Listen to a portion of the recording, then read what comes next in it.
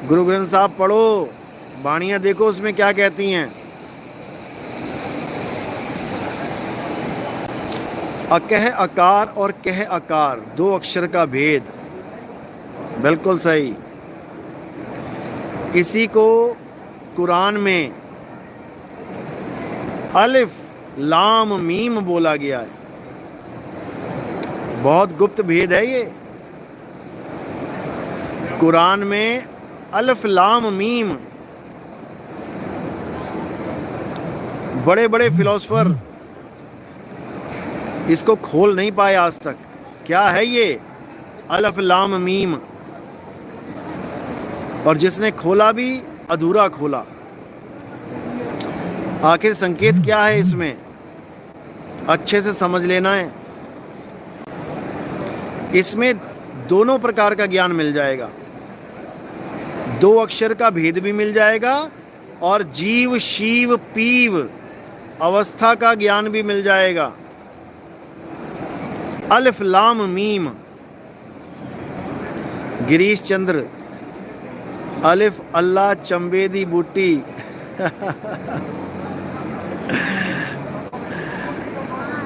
सुल्तान बाहू का है, बुल्ले शाह का है।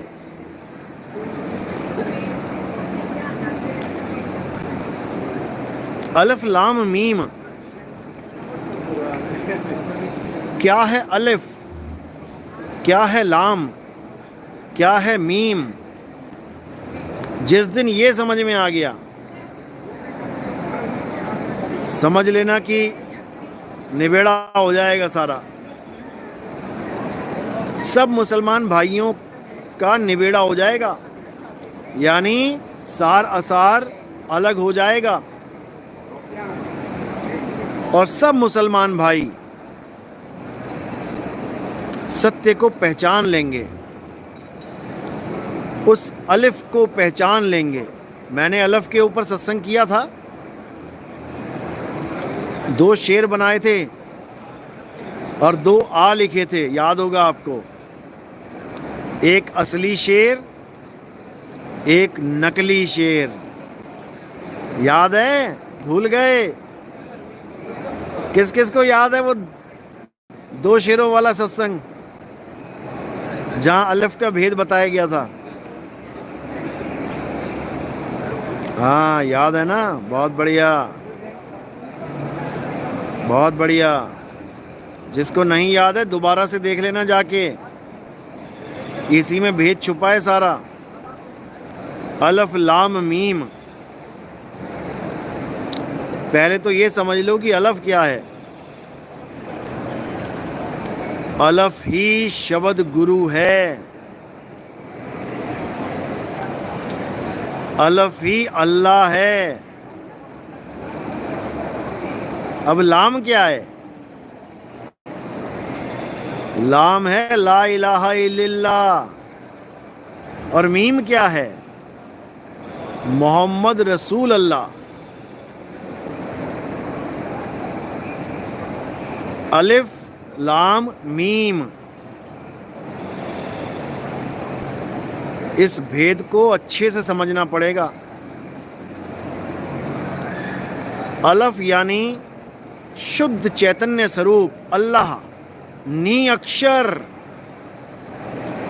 और लाम, लाम यानी जपने वाले बोलने वाले अक्षर, ला इलाहा इल्लल्लाह मोहम्मद रसूल अल्लाह। और मीम क्या है? मीम है मुर्शिद, जो अलिफ और लाम का भेद बताए, वो है मीम, मोहम्मद रसूल अल्लाह। अब इसी को जीव शिव पीव में देख लो। जो केवल देह ज्ञान को मानते हैं, जो केवल देह को गुरु मानते हैं, वो जीव अवस्था वाले हैं। मीम जो गुरु को ही, शरीर को ही परमात्मा मान लेते हैं। अब लाम क्या है? ब्रह्म अवस्था, जो नाम को जपते हैं, जप जप के ब्रह्म अवस्था को प्राप्त कर लेते हैं, वो लाम हैं। और जो लाम से भी आगे अलफ तक पहुंच जाते हैं वो सत्य को पा लेते हैं, वो अलफ को जान लेते हैं। ये अलफ बोलने वाला नहीं है कि आ लिख के आरती करने लग जाओ उसकी।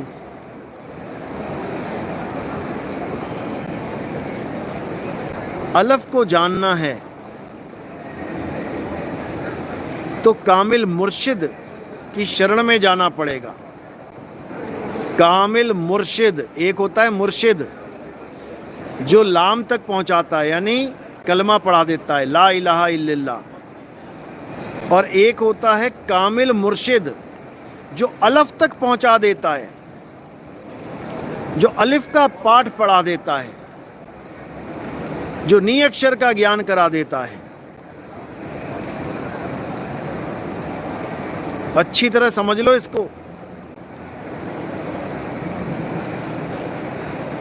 पूरे मुसलमानों के पंथ में ये बहुत मशहूर 3 शब्द हैं, अल्फ लाम मीम। बड़े से बड़े ज्ञानी धुरंधर इसको खोल नहीं पाते, समझे? लेकिन माया, मालिक की कृपा होती है जो माया का सारा पर्दा उठा दिया जाता है, क्योंकि माया की वजह से ही हम अलिफ को नहीं जान पाते। हम लाम तक ही सीमित हो जाते हैं, यानी मंत्र तक ही सीमित हो जाते हैं, और मंत्रों से भी नीचे आ जाते हैं तो हम देह तक सीमित हो जाते हैं।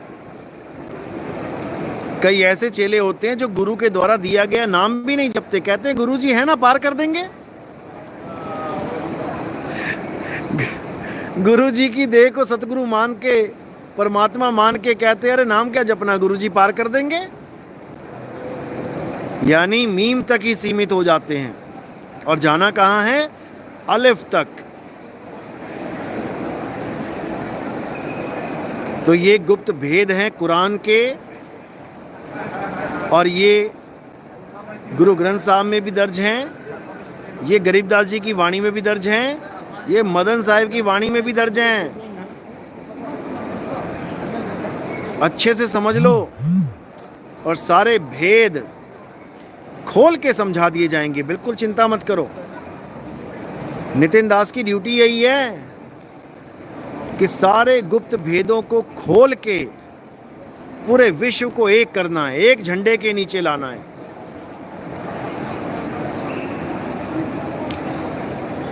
बस देखते जाओ, हिंदू मुस्लिम सिख ईसाई सबको एक करना है।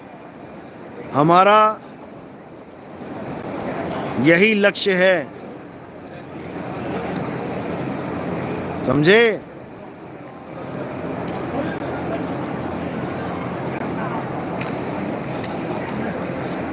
तो इसीलिए कुरान में भी कामिल मुर्शिद की महिमा गाई गई है। कामिल मुर्शिद बुल्ले शाह सुल्तान बाहू जी ने कामिल मुर्शिद की बहुत बड़ी महिमा गाई है।